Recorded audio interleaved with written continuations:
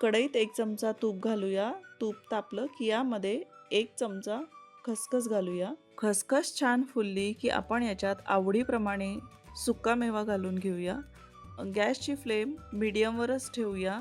खसखस आणि सुकामेवा लालसर रंग येईपर्यंत परतवून घेऊया. आता यामध्ये आपण 2 वाटी ओल्या नारळाचा खीस घालणार आहोत. मध्यम आचेवर आपण त्याला व्यवस्थित परतवून घेऊ. 2 वाटी ओल्या नारळाच्या खिसाला आपण 1 वाटी गूळ असं प्रमाण घेतलेलं आहे. गूळ व्यवस्थित वितळेपर्यंत आपण ह्याला छान परतवून घेऊ. जसं जसं आपण याला परतवून घेत जाऊ तसं तसं आपलं सारण हे घट्ट होत जाईल. सारण व्यवस्थित ड्राय झालेलं आहे. आता आपण गॅस बंद करूया. याच्यामध्ये पाव चमचा वेलची पूड घालूया. अर्धा चमचा जायफळ पावडर घालूया. आता आपलं उकडीच्या मोदकासाठी ओल्या नारळाचं सारण तयार आहे.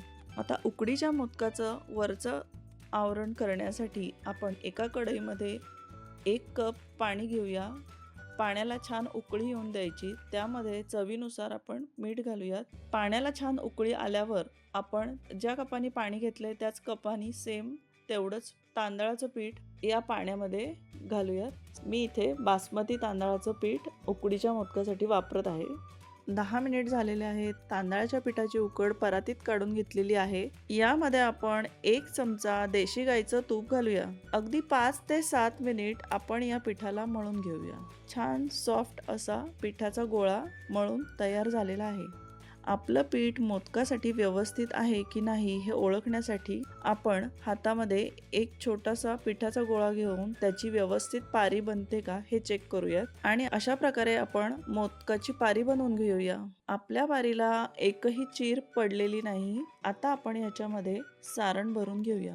एक एक करून अशा प्रकारे पारीला आपण कळ्या पाडून घेऊया आणि सर्व कळ्या एका साईडला घेऊन मोदकाच्या वरचा भाग एका दिशेने असा वळवून घेऊन मोदक आपल्याला वरतून बंद करायचा आहे.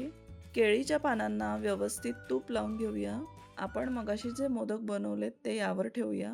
मोदकाच्या बुडाला अशा प्रकारे पाण्यात बुडवून आपण केळीच्या पानावर ठेवूया.